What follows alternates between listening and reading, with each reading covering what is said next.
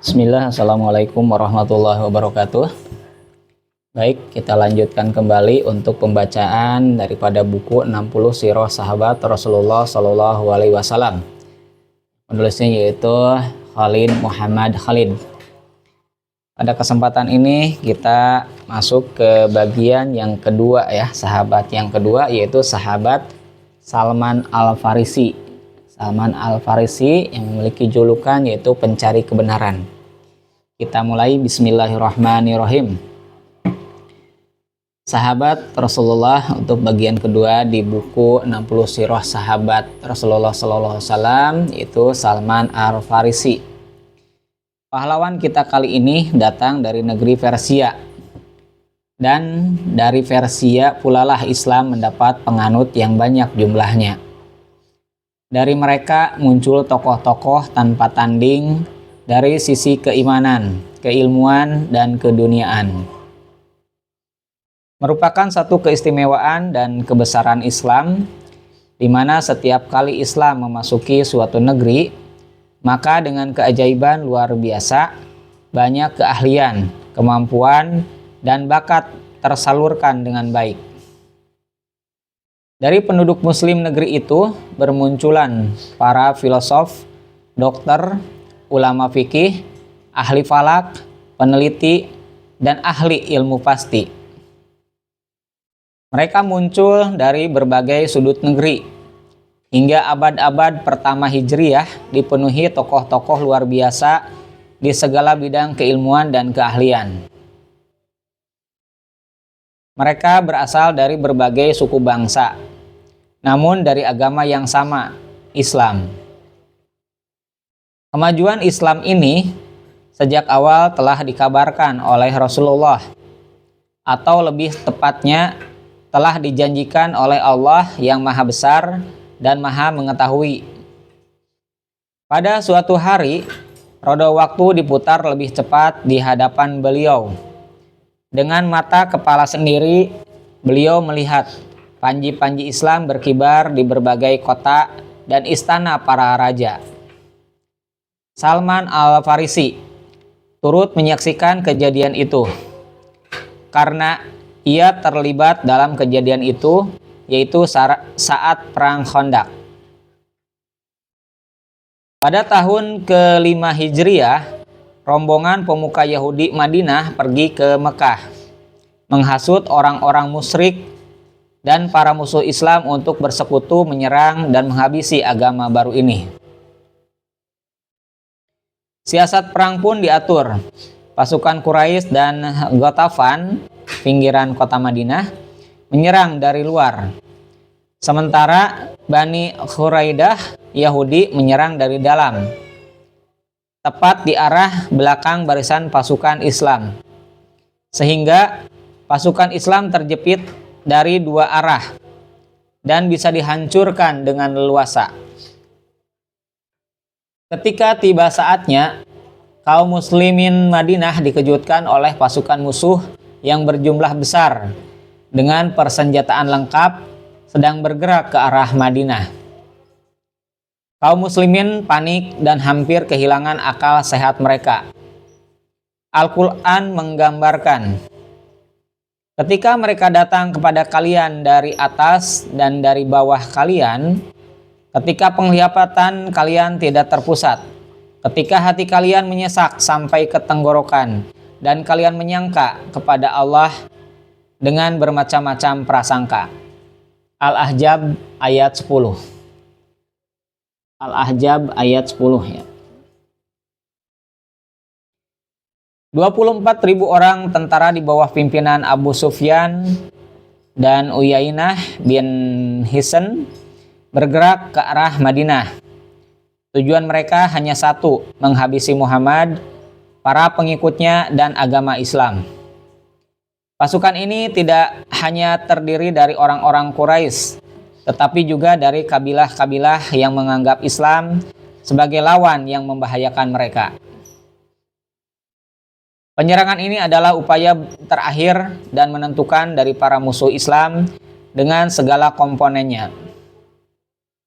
Kaum muslimin menyadari kondisi gawat ini Dengan sigap Rasulullah mengumpulkan kaum muslimin untuk bermusyawarah. Mereka sepakat untuk berperang dan mempertahankan agama dan kota mereka. Namun, bagaimana caranya? Saat itulah, seorang laki-laki jangkung berambut lebat tampil memberikan usulan. Dialah Salman Al-Farisi, laki-laki yang sangat disayangi dan dihormati Rasulullah. Dia tahu kalau Madinah dikelilingi oleh gunung yang bisa dijadikan dinding perisai pertahanan. Hanya saja ada sudut terbuka yang tidak dikelilingi oleh gunung, sehingga bisa dijadikan jalan masuk pasukan musuh ke Madinah dengan mudah. Di negerinya, Persia, Salman memiliki banyak pengalaman tentang teknik dan strategi perang. Maka ia mengusulkan strategi perang kepada Rasulullah yang belum dikenal oleh orang-orang Arab dalam peperangan mereka selama ini, yaitu menggali parit atau khandak, perlindungan sepanjang sudut terbuka. Hanya Allah yang tahu bagaimana nasib kaum muslimin seandainya mereka tidak menggali parit atas usulan Salman. Bukan main terkejutnya pasukan musuh ketika mendapati parit terbentang di hadapan mereka. Pasukan besar mereka hanya bisa berkemah di luar parit. Sebulan sudah mereka tertahan di kemah mereka dan tidak bisa menerobos masuk ke kota Madinah. Hingga pada suatu malam Allah mengirim angin topan yang menerbangkan perkemahan mereka dan memorak-morandakan tentara mereka. Abu Sufyan memerintahkan pasukannya untuk mundur. Mereka pulang dengan penuh kecewa dan putus asa. Pasukan mereka porak-poranda sebelum bertempur dengan kaum muslimin. Sewaktu menggali parit, Salman tidak tinggal diam. Ia ikut menggali tanah berbatu bersama kaum muslimin yang lain. Rasulullah juga tidak ketinggalan. Beliau membawa tembilang, memecah bebatuan. Kebetulan di tempat Salman dan teman-temannya terdapat batu besar yang sangat kuat. Tembilang mereka tidak bisa memecah batu itu. Salman adalah seorang laki-laki kuat dan tegap. Sekali ayun, batu besar pun bisa pecah kecil-kecil. Tetapi menghadapi batu besar itu, ia tak berdaya. Bantuan dari teman-temannya juga tidak berhasil memecahkan batu besar itu. Salman menghadap Rasulullah, melaporkan kondisi yang ada sekaligus meminta izin mengalihkan jalur parit dari garis semula untuk menghindari batu besar yang tidak bisa dipecahkan. Rasulullah minta ditunjukkan tempat batu besar itu. Setelah melihatnya, beliau meminta sebuah tembilang dan menyuruh para sahabat mundur agar tidak terkena pecahan batu. Rasulullah membaca basmalah dan mengangkat kedua tangannya yang mulia yang memegang erat tembilang itu. Dengan sekuat tenaga dihantarkannya ke batu besar itu. Batu itu terbelah. Dari celah belahannya keluar kilatan api yang tinggi dan menerangi. Salman menceritakan, Aku lihat kilatan api itu menerangi pinggiran kota Madinah. Rasulullah Shallallahu Alaihi Wasallam bersabda, Allahu Akbar, aku telah dikaruniai kunci-kunci negeri Persia. Kilatan api tadi memperlihatkan istana Hira, juga kota-kota para raja Persia. Umatku akan menguasai negeri-negeri itu. Rasulullah mengangkat tembilang dan memukulkannya ke batu untuk kedua kalinya. Kilatan api kembali membumbung tinggi dan menerangi. Allahu Akbar, aku telah dikaruniai kunci-kunci negeri Romawi. Kilatan api ini memperlihatkan istana merah. Umatku akan menguasainya. Lalu beliau memukul batu itu untuk ketiga kalinya. Dan batu besar itu pun menyerah. Batu itu pecah berkeping-keping Kilatan api kembali membumbung tinggi menerangi wajah Rasulullah berseri-seri. Begitu juga kaum muslimin. Beliau mengabarkan bahwa beliau melihat istana negeri Syria, San'a, dan negeri-negeri lain yang nantinya akan dikuasai kaum muslimin. Maka dengan mantap kaum muslimin serentak berseru, inilah yang dijanjikan Allah dan Rasul-Nya. Ini pasti benar. Salmanlah yang mengajukan saran untuk membuat parit. Dan dia pula penemu batu yang telah menampakkan berita masa depan. Ketika ia meminta tolong kepada Rasulullah, ia berdiri di samping beliau dan juga melihat kilatan api serta mendengar berita gembira itu. Dia masih hidup ketika berita itu menjadi kenyataan.